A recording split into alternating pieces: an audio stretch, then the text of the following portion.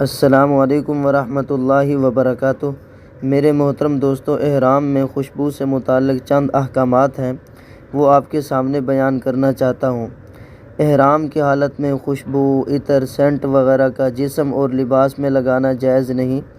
اور احرام شروع کرتے وقت ایسی خوشبو لگا سکتے ہیں جس کا رنگ اور جسم بعد میں باقی نہ رہے۔ خوشبو لگانے یا استعمال کرنے کا مطلب یہ ہے کہ بدن یا لباس پر اس طریقے سے خوشبو لگائی جائے کہ خوشبو کا کوئی جز بدن یا لباس پر منتقل ہو جائے۔ اسی وجہ سے اگر مثلاً خوشبودار چیز یا خوشبودار پھل کو چھوا جائے لیکن اس کی خوشبو جسم پر منتقل نہ ہو تو اس میں کوئی حرج نہیں۔ احرام کی حالت میں لباس میں خوشبو لگانا منع ہے، خواہ لباس جسم کے ساتھ اس طرح سے لگا ہوا ہو کہ وہ پہن یا اوڑھ رکھا ہو یا اس پر بیٹھا یا لیٹا ہوا ہو۔ اور احرام شروع کرتے وقت لباس میں خوشبو لگانے کا حکم الگ ہے، وہ میں نے آپ کے سامنے بیان کر دیا ہے۔ احرام کی حالت میں بدن پر بھی خوشبو کا استعمال جائز نہیں ہے، اور سر اور داڑھی وغیرہ پر مہندی وغیرہ کا خوشبودار خضاب لگانا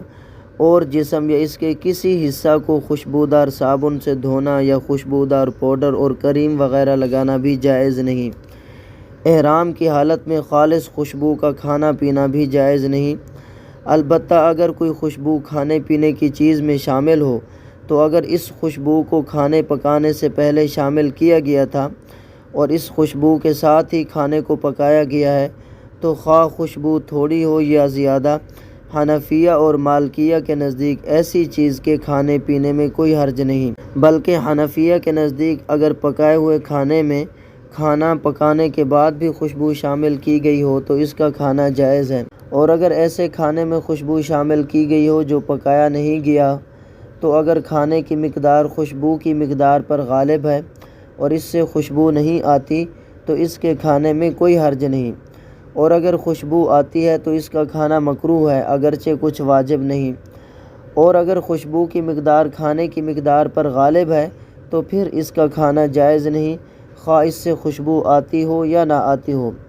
اور مالکیہ کے نزدیک ہر ایسا کھانا جس میں خوشبو پکائے بغیر شامل کی گئی ہو تو اس کا کھانا بہرحال احرام کی حالت میں ممنوع ہے،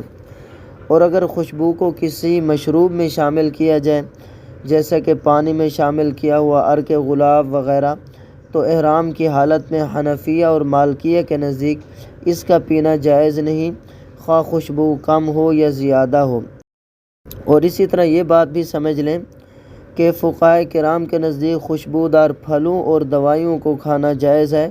کیونکہ اولاً تو ان سے خوشبو حاصل کرنا مقصود نہیں ہوتا بلکہ کھانا یا دوا کرنا مقصود ہوتا ہے، اور دوسرے ان کی خوشبو پر غذائیت غالب ہوتی ہے تو ان کے کھانے میں کوئی حرج نہیں ہے۔ احرام کی حالت میں اگر خوشبو کو صرف سونگھا جائے، جیسے خوشبودار پھل کو سونگھا جائے لیکن اس کو چھوا نہ جائے، یا چھوا تو جائے مگر اس کی خوشبو جسم پر منتقل نہ ہو تو بلا ضرورت ایسا کرنا مکروہ ہے، مگر اس میں کوئی کفارہ لازم نہیں۔ واللہ تعالی اعلم بالصواب وعلمہ اتم واحکم۔ مفتی محمد افضل عفا اللہ